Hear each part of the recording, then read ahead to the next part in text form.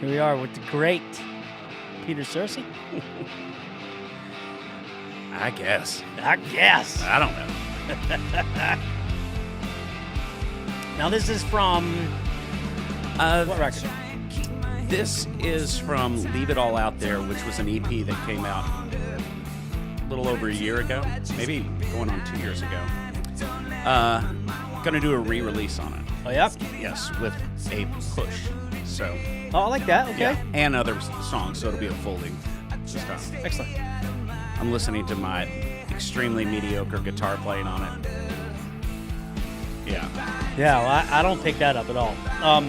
I hide it really well. Do you? Yeah, that's what I intended to do on this.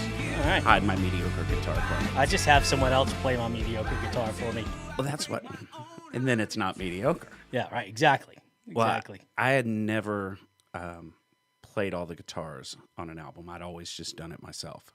Or I'd always had someone else, play the lead parts on it. Right. So this was the first time I'd actually tried to do all the leads and all the hook parts on it. There are no leads. I can't play lead guitar, but yeah.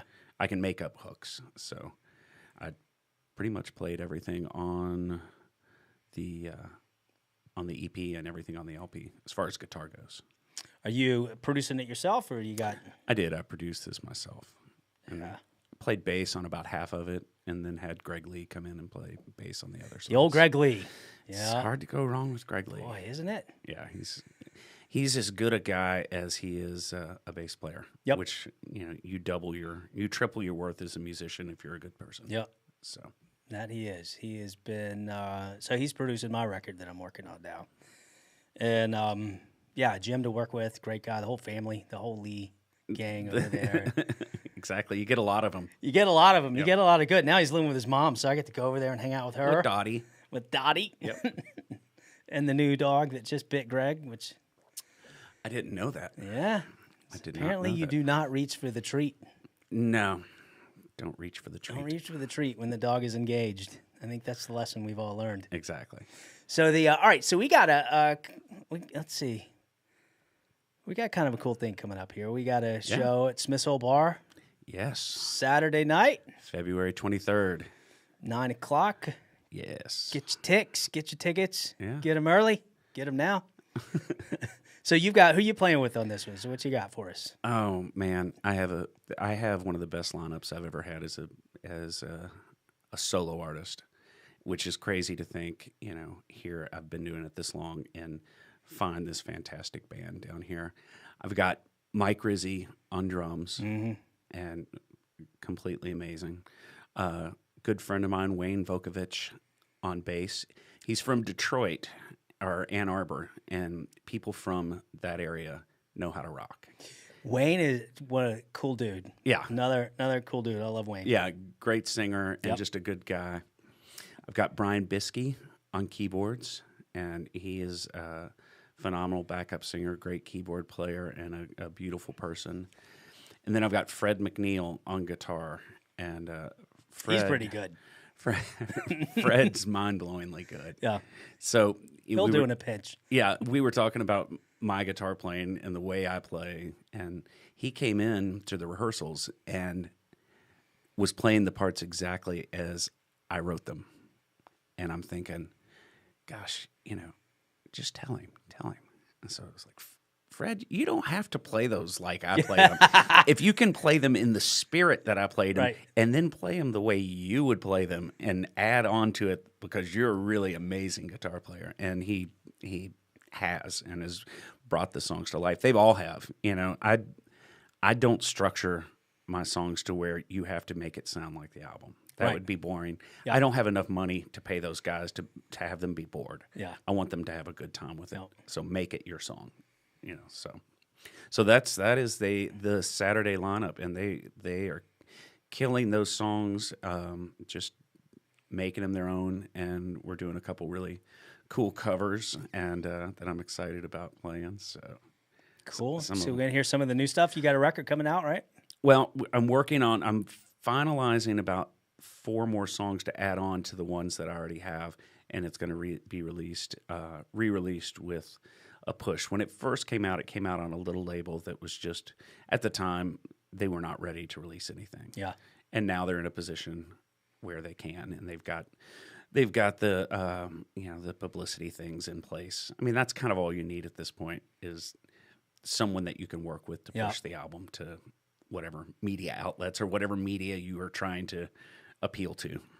So it's like what was it, the Underwear Gnomes? No, tell me about South Park, where they had a business plan and was gather underwear, don't know the next step, and make a lot of money. Yeah, that's it. But it's like release the record. Okay. Yeah. Now what? Yeah. And it's no fault of the label. They were just kind of getting started, but it's Eastwood Records, and they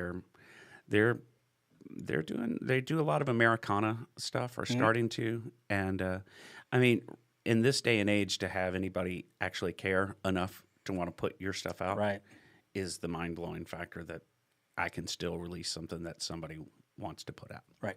So it's good. Well, you're one of the few people I know right now that has any kind of deal. So that's awesome. Well, yeah. I mean, I'm lucky. Yeah. I've done it for a long time. I feel like I might have generated enough goodwill out there, and consistently tried to write good music. So I will be lucky enough to open up for you. So we'll be playing together. Yeah. So What do you have in store for us? Here's on what Saturday? I've got. So I got a record coming out. Greg Lee's working on it for me, producing it, and so I'm gonna play most of the songs off that record. Some of them have never played live before, so we'll see how that goes. But I've got my usual band with me now, Adam Goodhue on drums. Okay. And I don't know if you know Adam, but he's but I will Saturday. great drummer, fantastic guy. Came from San Francisco, I think, Okay. and has been here 3 or 4 years. So I went through heart attack when I was 44, and it was funny. Because heart attacks at 44 are Just hilarious. hilarious. But sitting on the street, I thought I was dying. I was sitting on the street, and I thought, okay, it's happening right now. And thought about my kids, and then I thought, man, I've never put a CD out. It's like, man. And then I made it through it, and I thought, okay, got in the studio with Greg Lee and put a record out.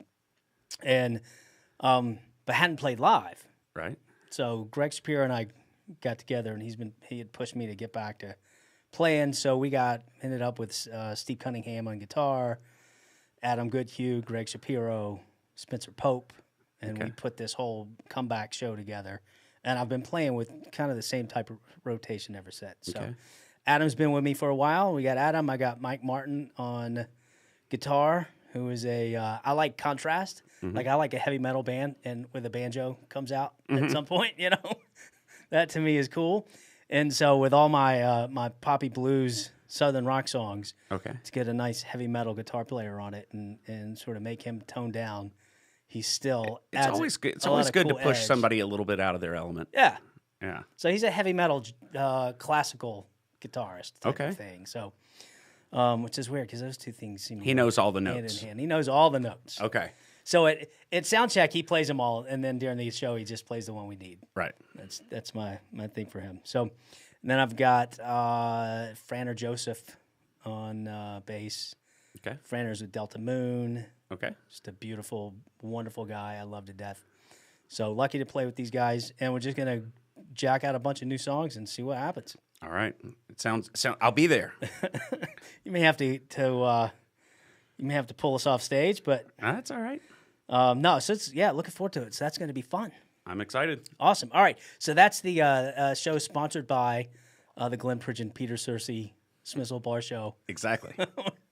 So all right. So let's get to something kind of cool. I'm actually had this plan to do one way, but I'm gonna do it a completely different way. So when I was in high school, my mom had a boyfriend who was a California punk guy. Okay. Loved punk music. Turned me on to the Butthole Surfers. I just had it. A couple other of those type of bands, but then he also turned me on to Squirrel Bait. Okay. So I got like 7 or 8 cassettes from him. All right. It's like, man, here's the music. Listen to this. I think he caught me listening to something horrible, and I think it offended his sense punk of taste, ethos? his Yeah. punk ethos. So I got a Squirrel Bait Okay. cassette, and I've listened to that Squirrel Bait cassette a million times. All right. And I was trying to find it for this podcast, but I couldn't find it. So now let's fast forward. Greg Lee and I have been working together, and a lot of times while he's cutting tracks with Searcy or he's doing work with Searcy, and I just never put it together. But yeah, so I'm on YouTube, and I come across Peter Searcy and David Grohl. And was the first time you put those two things together? It was the first time I put them together. Oh, I was nice. Like, whoa, okay, there we go. So Squirrel Bait was, isn't it crazy? So here's the problem with being an artist, right? Amongst the many. Amongst the many, but one of the big problems is you put this music out into the world, and you can get something back from audience when you play live, but you don't know the impact that you have, if any, that you have on anybody else. Right. Right? So you have no idea, the impact you have, and it's lost. And there's a huge disconnect there. With social media now, that disconnect is going away a good bit. But back, in the 80s and the 90s, that disconnect was huge there. So, the impact that it had on me and our my music folks all passing it around and listening to it and all of that. So you don't realize that. Where did you make that record? Where were you living at the time? I was living in Louisville, Kentucky. So in Louisville, Kentucky, you got a bunch of cats in Atlanta, Georgia, kicking a Squirrel Bait tape around, right? And apparently, David Grohl in the Virginia area. Yeah. Yeah.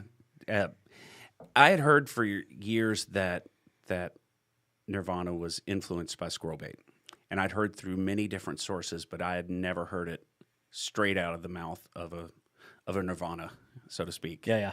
And so that was pretty cool. I mean, it doesn't buy me a cup of coffee, but at the same time, it's nice to know that you didn't make music in a vacuum. Even though when we were making that music, we were 16, 17, and 18 years old. Yeah. We wanted to do it because we loved being in a band. We loved hanging out together. We loved skateboarding together. We loved listening to records together at the time. So, it was more about that. We didn't know that we were going to affect anybody. We didn't know that we would have an influence on a band that would, change the musical landscape. No idea. So basically, you guys, I don't know what, 5-10 years early, almost a decade earlier, sort of pioneered the Seattle grunge sound. You kind of, I think it would be us and quite a few other people, but Squirrel Bait had the not quiet, loud dynamics like grunge became known for. But right. I think Dave Grubbs, the main songwriter in the band, wrote really melodic songs. I think I came from a really melodic background as far as a singer goes. Yep. Even though I was singing punk rock, my background was in it was in folk music more that I heard at home. Yeah. So, and then combine that with being 16, 17, 18 years old and all the angst that you have, and the fact that I was listening to DC hardcore at the time. Yeah. It kind of made that. But I wouldn't say Squirrel Bait was responsible for the grunge sound. But then again, it had some kind of bearing on it. Well, I think it definitely influenced it. It influenced some folks in that, but it also, you were so ahead of the curve. Well, on it. We were all ahead. Louisville, Kentucky in the 80s was as isolated a city as you could have. You didn't have, we didn't have the internet. We only had fanzines, and we only had mixed cassettes that would get passed around. So we made up our own stuff. I think the Louisville, Kentucky scene at that time was just a bunch of knuckleheads from all over Louisville, from all sorts of different backgrounds. You had guys who went to expensive prep high schools. You had guys who went to, what would be classified as kind of redneck areas of town, and they were all artists. We were all kind of rejects and misfits in our own way, and we all kind of met in the middle with our skateboards and our guitars, and and going to, little punk rock shows. They weren't big at the time. They later became really big. Yeah. But so yeah, Louisville was an interesting place to be. So you guys put this record out, and a writer with Spin Magazine. Was it Spin Magazine that did the first article? The first thing I remember is Bob Mould mentioned us in an article in Spin. And that was, to me, that was the greatest thing that ever happened. Yeah. I was a huge Husker Du fan. Still am, but still a huge Bob Mould fan. But he mentioned us in a Spin Magazine article. And then they wrote an article on us in Spin.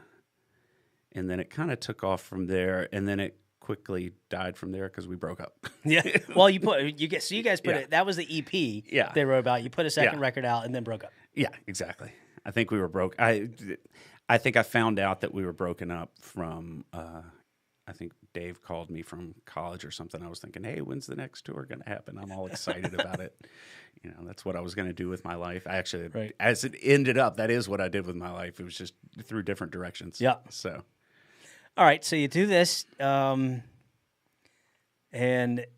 years later, so you've heard rumors, David Grohl, Nirvana. So when do you start hearing from the actual source? Well, so I befriended Dave's tour manager, Gus, years and years and years ago when he was a promoter in a club in Tallahassee. Excuse me. And hadn't talked to him for a while, and I guess somebody gave him my number out on the road, and he just reached out and said hi.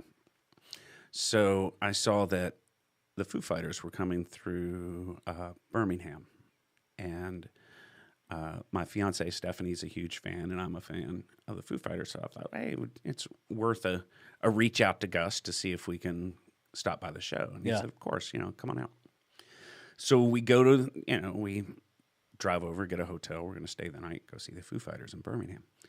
And we're going into the show, and I get a text from Gus. He says, brush up on your SB lyrics. So I took that to mean Squirrel Bait, and I'm like, what are you talking about?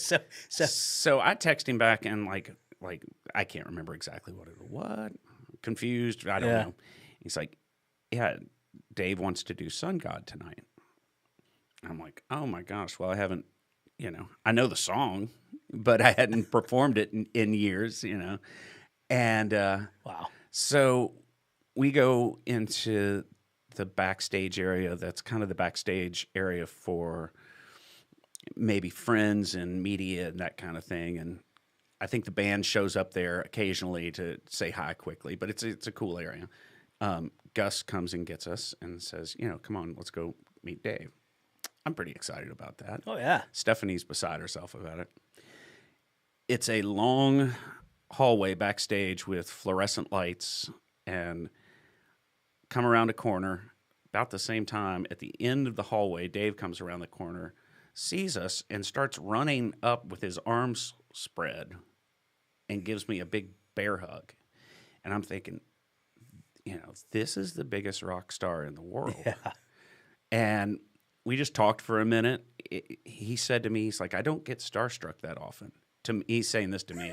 And I'm sitting there thinking, don't let the walls of fainting fall in on you. Exactly. And he said, it's kind of odd when I do, and it's not the people you would think it would be. And he said, I feel that way right now, meeting you, meeting me. And I'm just sitting here thinking, well, okay. I feel the same way because I'm meeting somebody super famous. Yeah. But we talked for a minute, and he goes, hey, do you want to do Sun God tonight?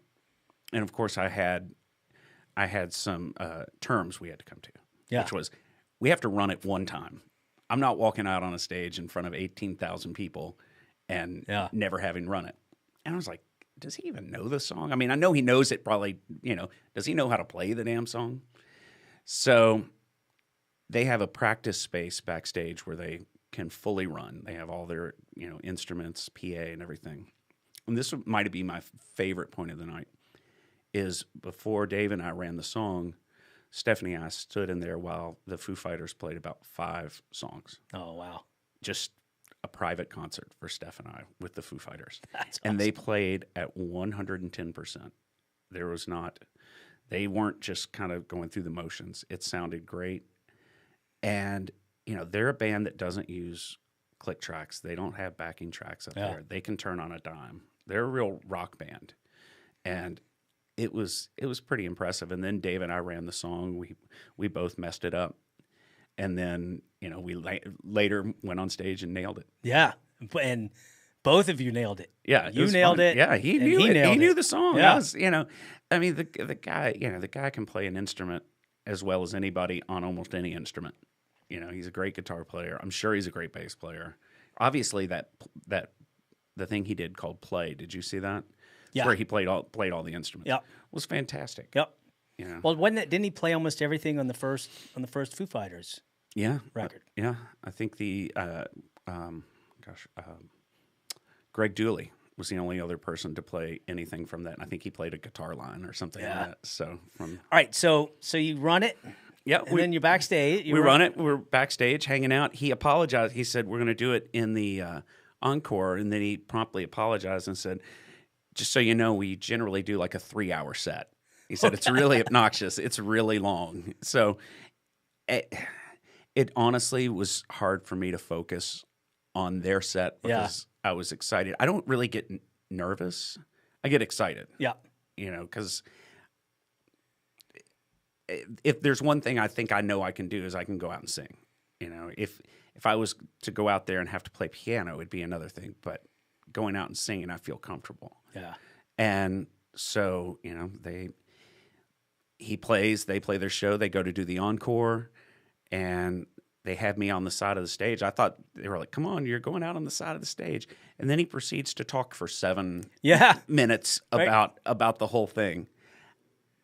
And I was completely blown away. I don't even know, you know, I was trying to process it as it was happening, but it's hard to process it as it's happening when you're getting ready to walk out and perform with, you know, one of the biggest musicians of all time.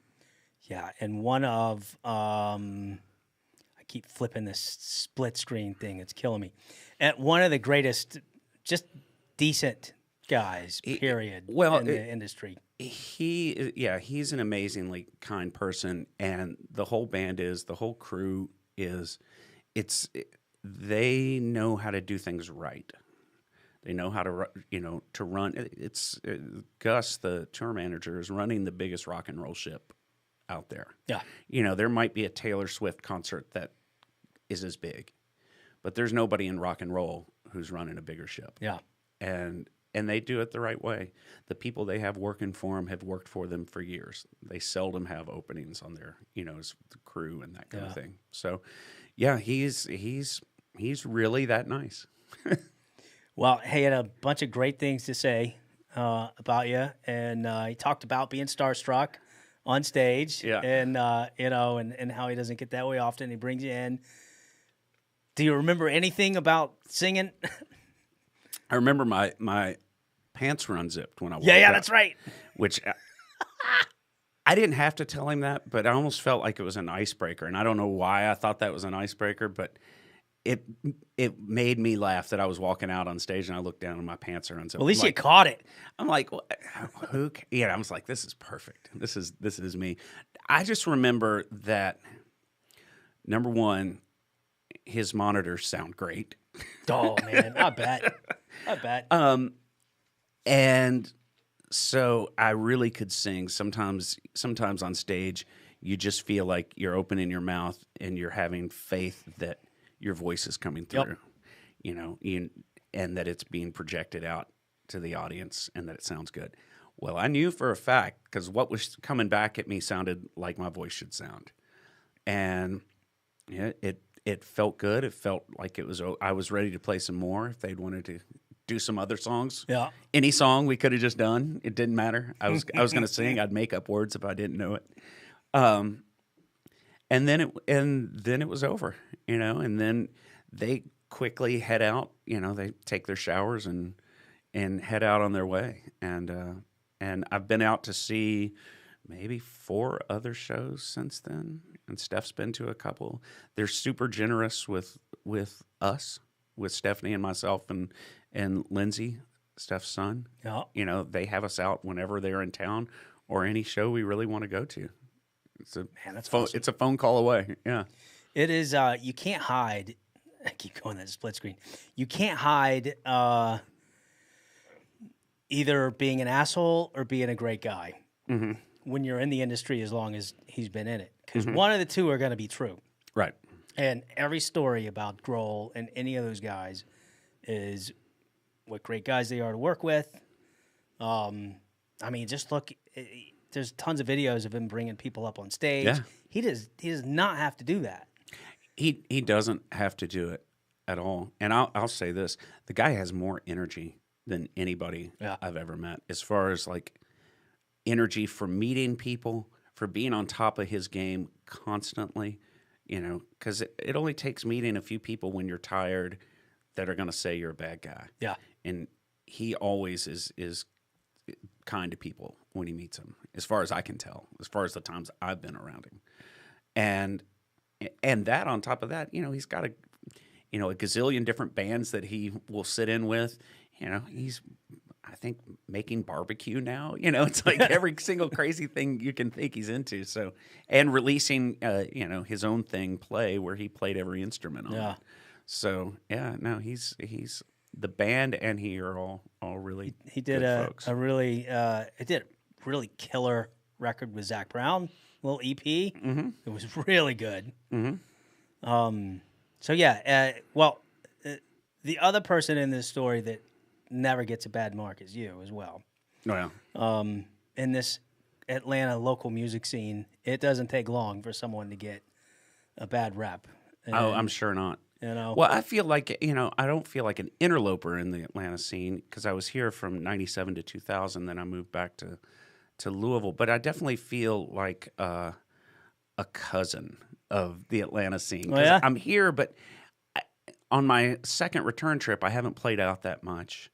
You know, probably a lot of people that knew me from the 2000s don't know I'm here. And I didn't really play out that much as a musician when I lived here before. I played mostly cello and did backing stuff and wrote my first solo album while I was here. So I wasn't really playing out as a solo performer that much.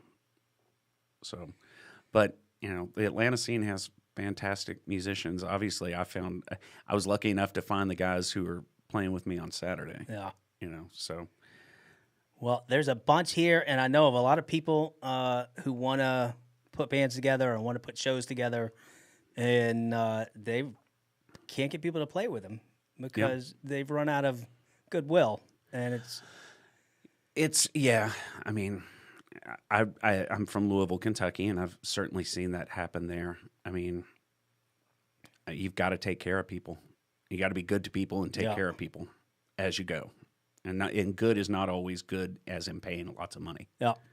So I was in Nashville talking to someone, and they were like, I was managing bands at the time, and they were talking about people that have been in the industry forever and the kind of people you want to work with. And they said, why do you think Dolly Parton is still viable and sought out, and Billy Ray Cyrus, and, you know, he's not Nashville, but Donny Osmond, the people that just won't go away, that have had a job since they entered the industry and have a job they're always employed, and it's because they're incredibly fantastic people, right? And great to work with. Alice Cooper.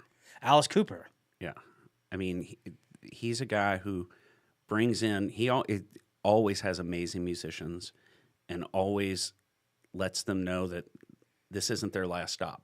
Yeah, you know, he's ready to let them go when they're ready to fly. He's ready to let them go, and I admire that.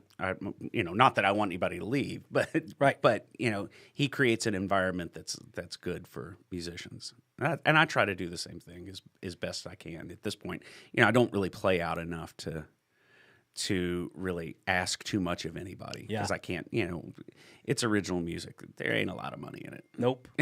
You know, so nope. I just try to do what I can for the musicians and just have fun. You know, I try to. You know, we all have something in common.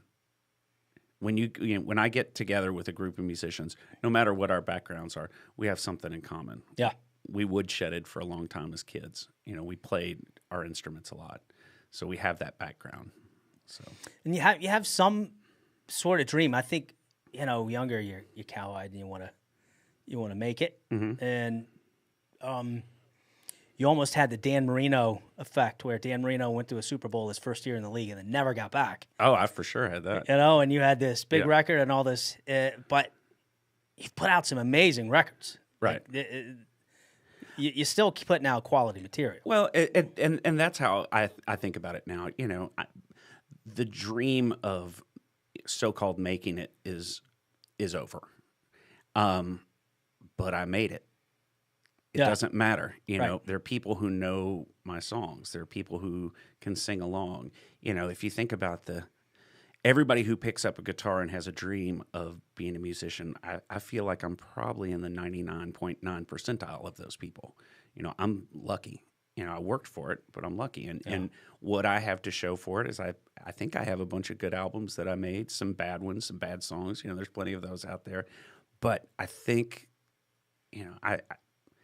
I feel like if I didn't write another song, I would have a pretty good legacy. Yeah, at this point, I agree with that. So, yeah, I had the same thought. You start out and you want to be like, I played and played and played and played, and then had a daughter and got a real job and didn't play for 12 years. Right. Didn't write, didn't pick a guitar up, and got divorced and immediately picked a guitar up and got right back into the Atlanta music scene. And then I was managing bands. And but for me, I look back at 14 and 15 when I picked a guitar up and started learning how to play. If you would say that I'd be 50 years old, which is what I turned last month, and still in Atlanta playing shows and with great musicians and making a record, that's making it for me. For sure. So it's just nice to still be able to do it. Right. I agree fully. And again, you were talking about with Squirrel Bait, doing it for all the right reasons. You guys wanted to play. We wanted to play. Now, I won't say that I didn't have designs. I was 18 years old. Yeah, sure. That I didn't want it to be, I didn't want to be a rock star. I didn't want this and this that I wanted this and this to happen. But, it didn't. Yeah. I always tell people that my career looks like a cardiograph. It goes up, it goes down, flat lines. Yeah. Some weird, shock to the system will happen and it'll bounce up again. I have no doubt that that'll be the same thing. I have no doubt some weird thing is right around the corner from happening. Right. So, and if I just keep myself open to it, it'll happen. Now, am I talking about so-called making it as a musician? No. I'm just talking about having a chance to keep my music out there and keep writing. And I need to write more. I don't write enough as it is. Yeah. I'm sure you understand right now it's hard for me to want to write a song about showing houses as a real estate agent, which is what I do in my day job. I love the fact that I can go sell houses. I don't want to write a song about it. Yeah. So, and there's not a lot of turmoil in my life. So what am I going to write there? I've always written about the turmoil in my life. Mm-hmm. Bob Mould has just released an album called Sunshine Rock because I think he was done writing about the heartaches in his past.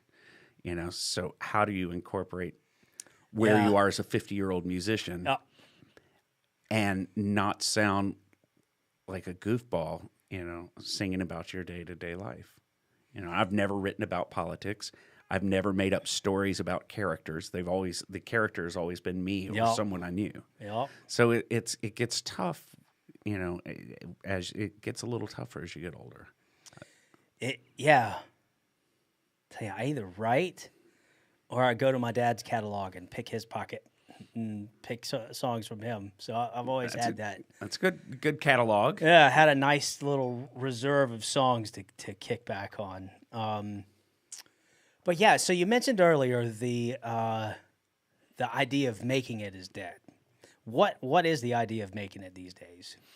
For me or for just for music, just musicians in general, people who are wanting to get into this. What is it? What's out there at this point? I mean, I didn't see it, but I heard that Drake was. I've never said the word Drake out loud. I heard Drake was giving a speech the other day and got cut off in the middle of it, and he was basically talking about he didn't need the validation of whatever he was getting validated on for the Grammys. The validation was that he could show up and that people knew his songs and people cared about it. Yeah.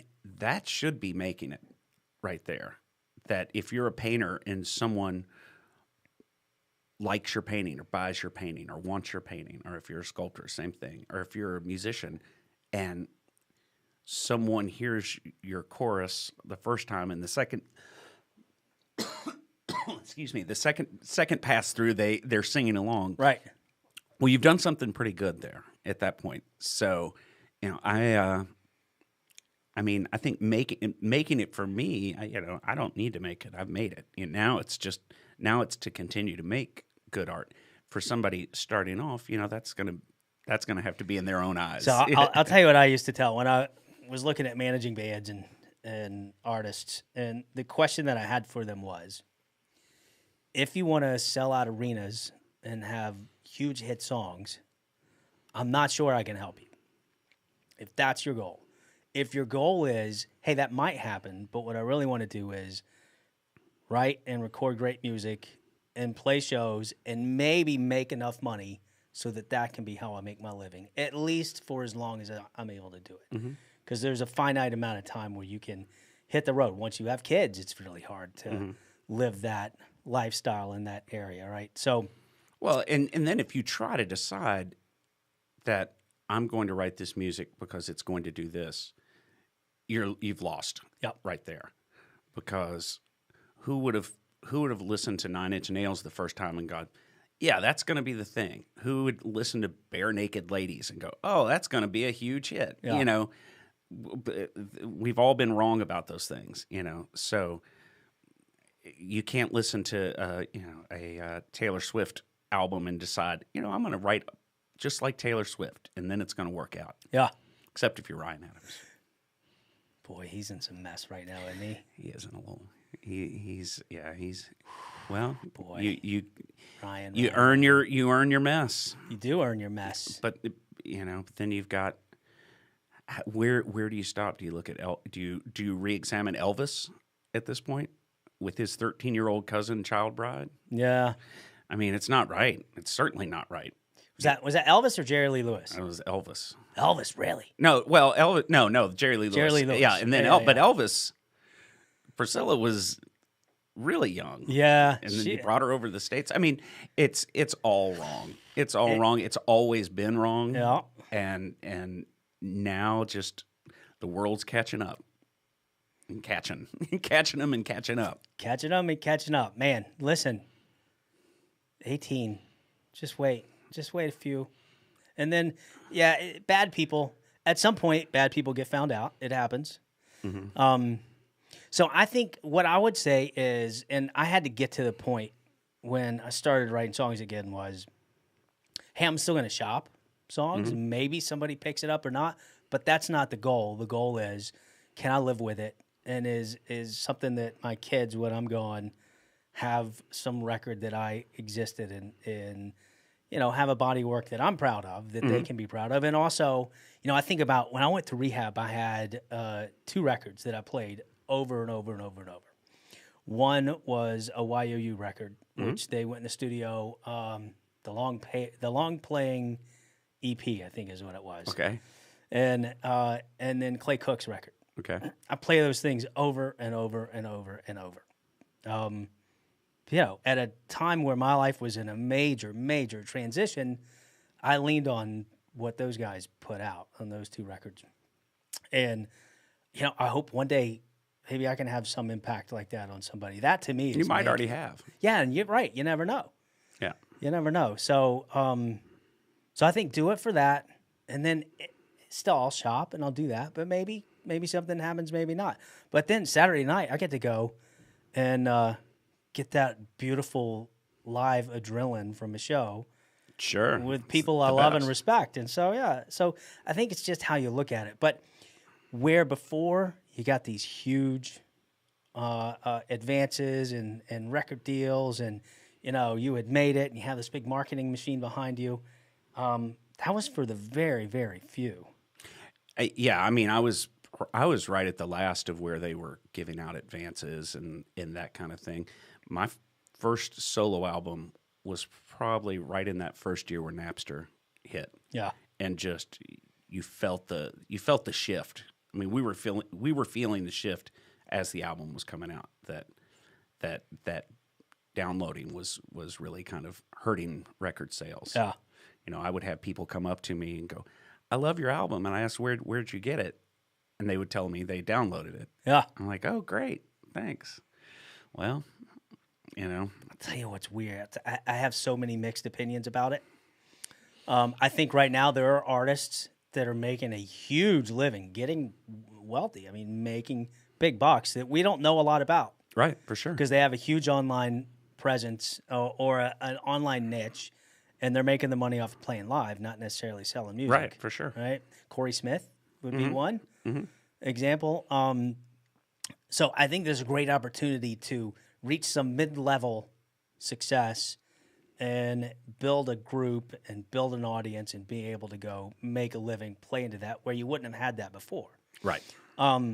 I got online and downloaded. Who did I download? It was the first Ben Folds 5 record.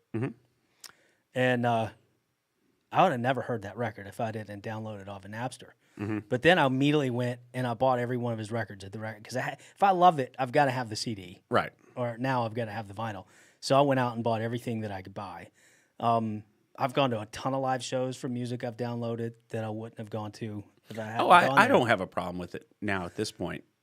But it's making that shift. But, like you get 10,000 plays on Spotify, you're going to make like $4? I don't think so. Not even that much? I don't think so. I don't think you even make that much. Yeah. I don't know. I don't look at those numbers. Yeah. So it's a different game. It's sure. definitely different. I think what the problem is people showed that they'll pay a certain amount of money to get the music. And I think the record companies just fought and kicked and screamed, and the market made a demand. The demand was, I want to be able to download and listen to a lot of music. And finally, now you've got Apple Music, and you've got Spotify, and you've got all these things, and you're not going to make as much money. But I can tell you this, I didn't make a whole lot of money when I was peddling my local CDs and selling 200 and feeling like, oh, my God. I mean, it's certainly convenient now to just be able to say, hey, do you have Amazon? You can hear my music there. Hey, do you have this? You can hear it there. I mean, I don't know if it helps me sell any albums. I don't think it does. But I'm not trying to sell albums the way I used to. Yeah. I'm trying to get my stuff out there. Now, I'm sure the record label that's going to release my stuff didn't like to hear that. But at the same time, I just want people to hear my stuff however they can hear it. Yep. But if you want the artwork, and if you want to support music and you want to support the artist, then spend that $15. Well, look, if I go to a live show and the band lights me up, I'm running to buy a CD. Right. I have to leave with it. Right. And there aren't a ton of people like that, I don't think. But I think there's enough. Yeah. At least hope that there are. Yeah. And we're going to have to, CDs are... Well, what do you think about vinyl? I love vinyl. I don't listen to it the way I need to, because I really need to get us a better turntable. We have everything but a good turntable at home. We have quite a bit of vinyl. We just don't have anything real to listen to it on. So I love tangible things that you can hold. I love the fact that you can put an album together, an artwork, and it's in a fashion that's readable, and I love album covers as opposed to CD jackets. Yeah. I love I love the way it sounds. I mean, there is a warmth to it that you don't get with CDs. But at the same time, why I don't put stuff on a thumb drive and sell those at shows. Here, take a thumb drive home with you.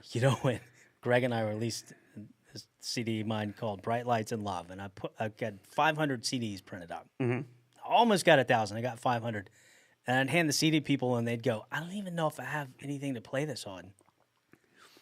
I remember years ago trying to count how many CD players that I had in the house, and I think I was up to like 10 or 15 between regular CD players, computers, cars, the jam box or your clock radio that had a CD player in it.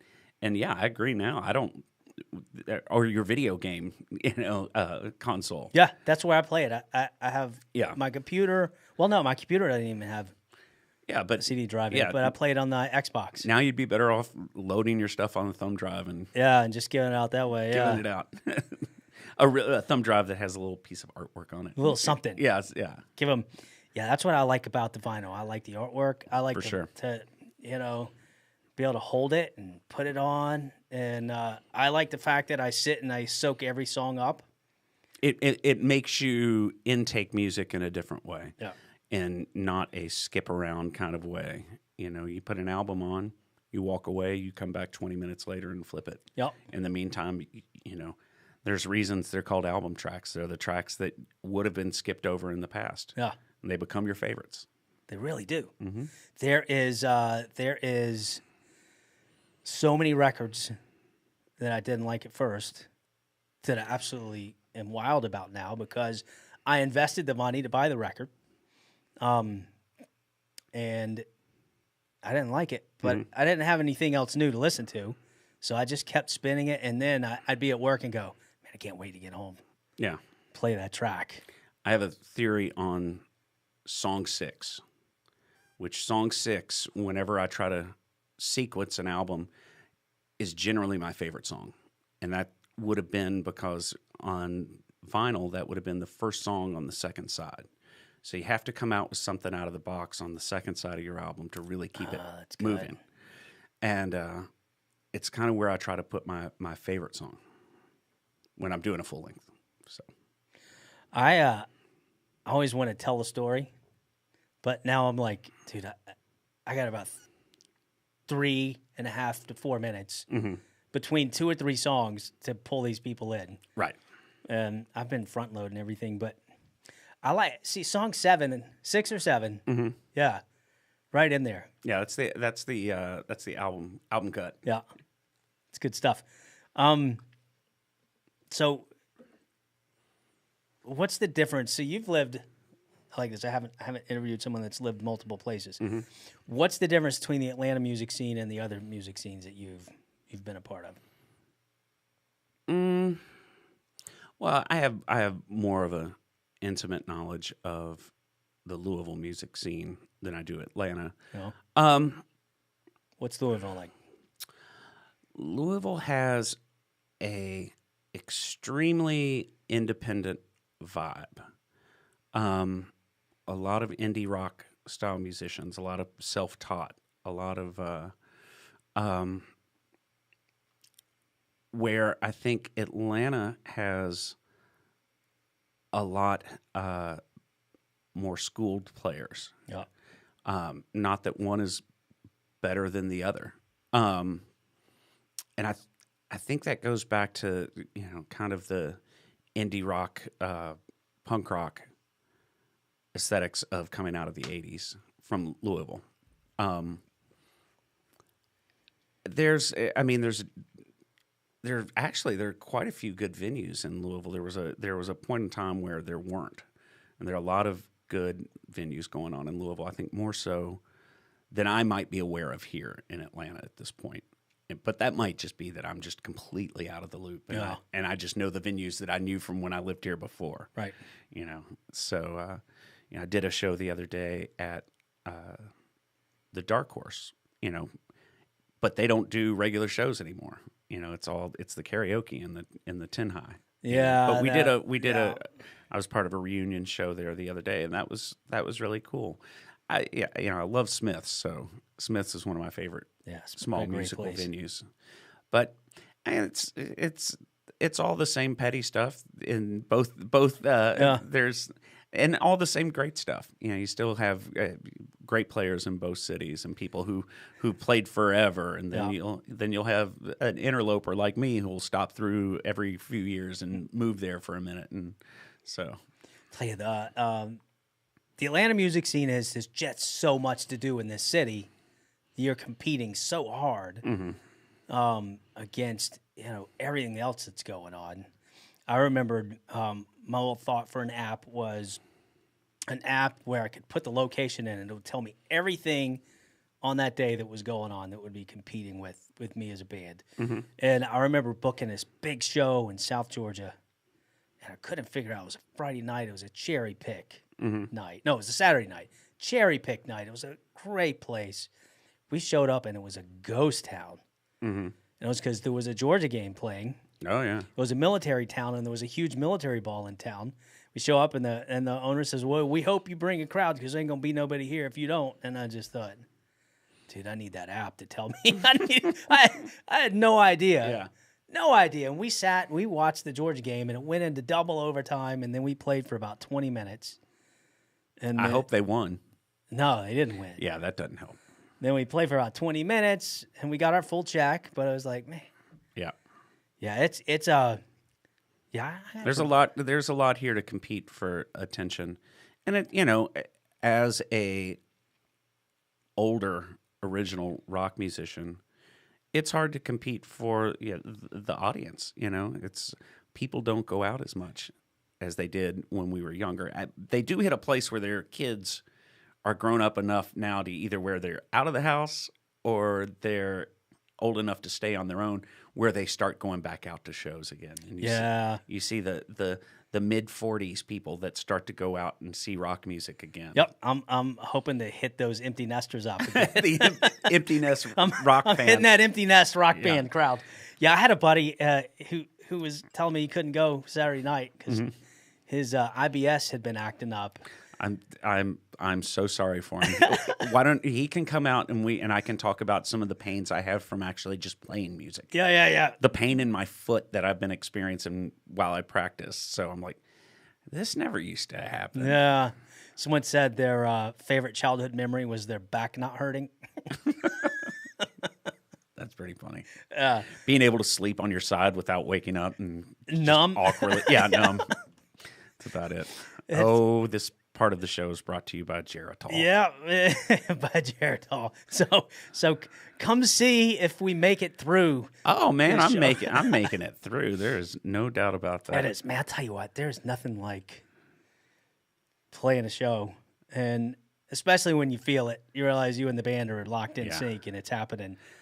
I'm excited about this show because I have a new guitar, and so you know how that feels when you're playing a show and you've got. It's like showing up to school to go play basketball, and you've got those new tennis shoes. You're fired up to get out on that court and play. Yeah. So yeah, I'm excited. I've got a new guitar that is just awesome. I'm excited to get up on stage and put it in that amp and turn it up. Awesome. So come see Searcy's new guitar. Well, sorry, we got another reason. Why would you not go? Exactly. Come on. Exactly. It's yeah, that's pretty cool. So you talked about you got a special guest going to be playing with you? I do. I'm going to have he's my quasi stepson, Lindsey Rowland. He's I'm engaged to his mom, and he's a great kid, and he's going to come up and play some music with us. He's going to play a song, and then I think Greg Lee's probably going to come up and play a tune or two, and who knows. That's what I'm hearing. Greg the G Lee. All right, that's awesome. Now my daughter usually plays with me. Mm-hmm. She actually retired. She retired. She retired to finish her last 2 years of college.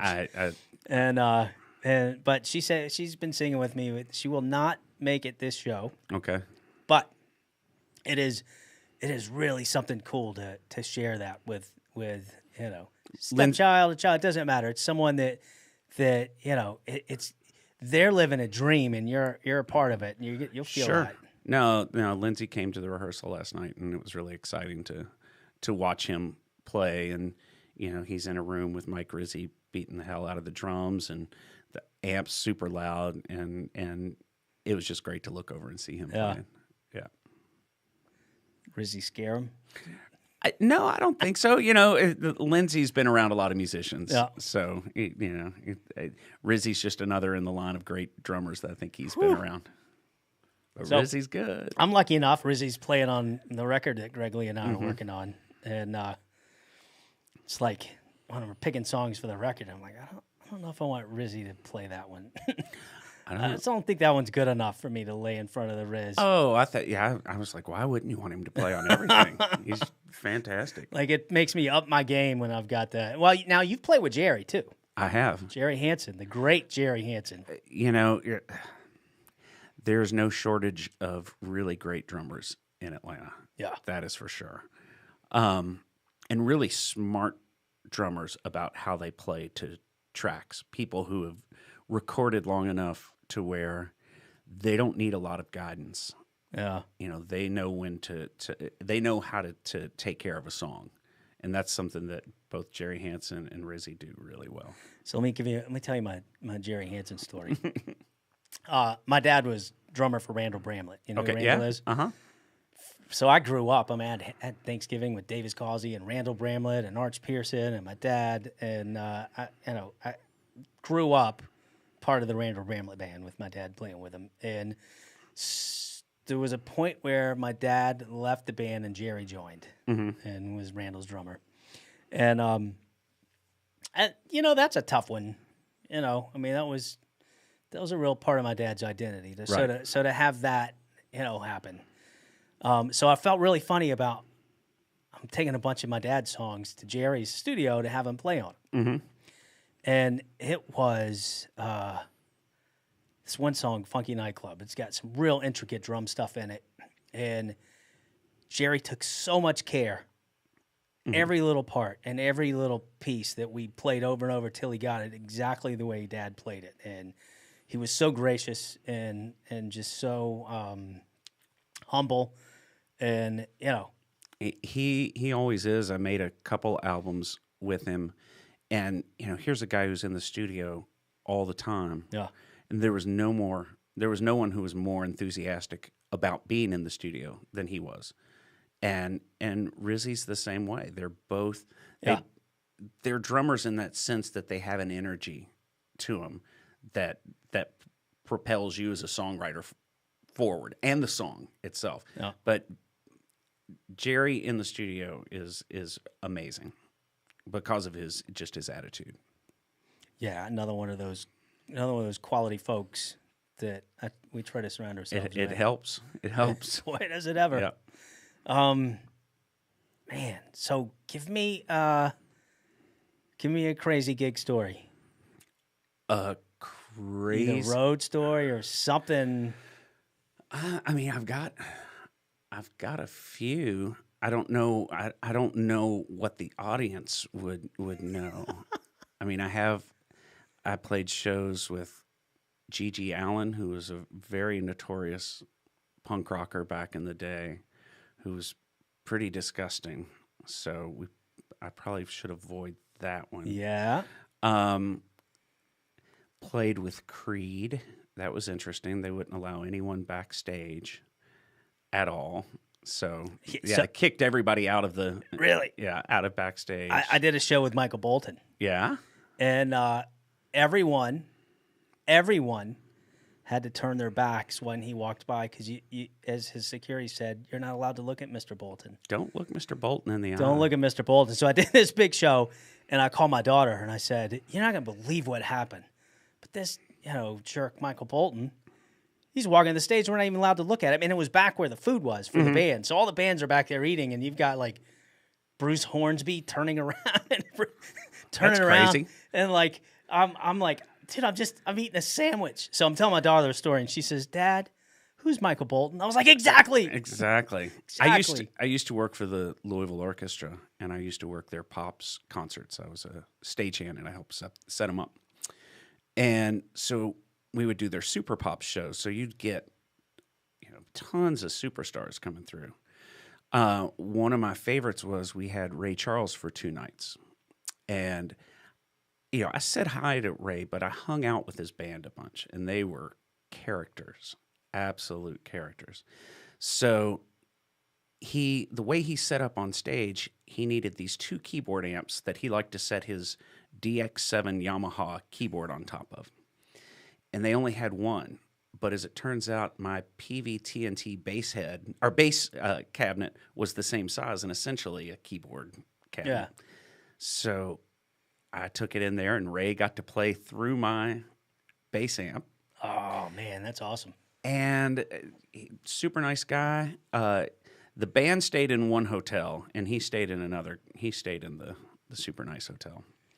Took the band before the show over to Ray's room, and they went in one way and then completely came out another way to go to the show. So Ray, I guess, liked to imbibe before the show along with his entire band. Yeah. So that was interesting.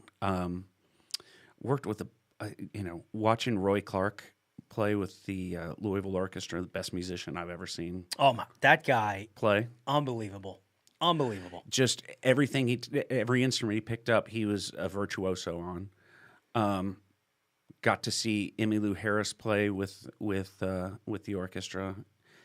Could not have been a sweeter person to work with. I'm talking to him backstage. I'm getting things for him. I'm helping them out, and you really see who the nice people are. Yeah. Marvin Hamlish was a big jerk. Really? Yeah, he was me. He had like a kids choir, and he was yelling at him.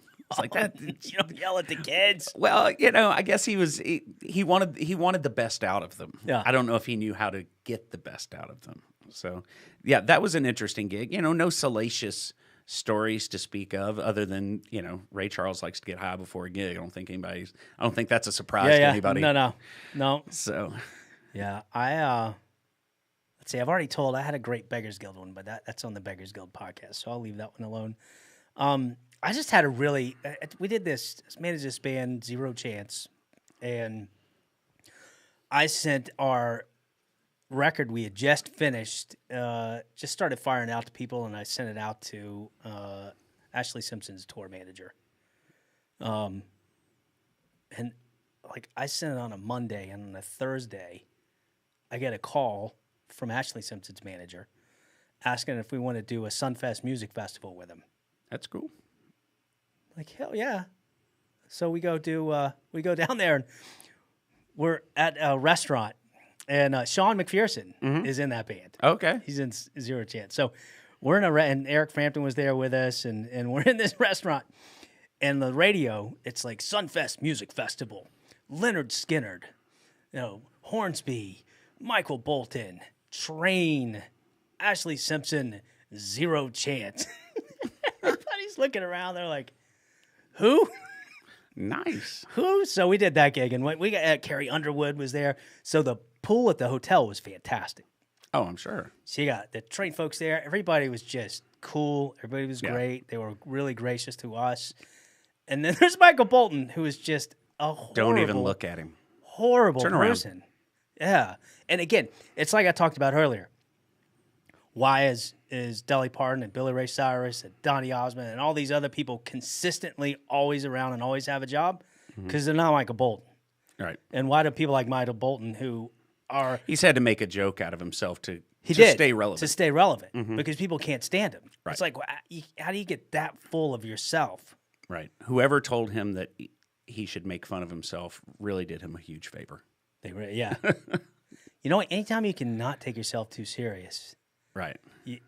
You're gonna get a lot more respect that way. But now I've seen some local people who aren't stars at all cop that same type of attitude. It just blows me away. I guess I've seen that. I don't think I pay much attention to it, or if I do, they're just not around all that long. To me, I haven't seen it here much, just because I just don't feel like I've asserted myself in the music scene.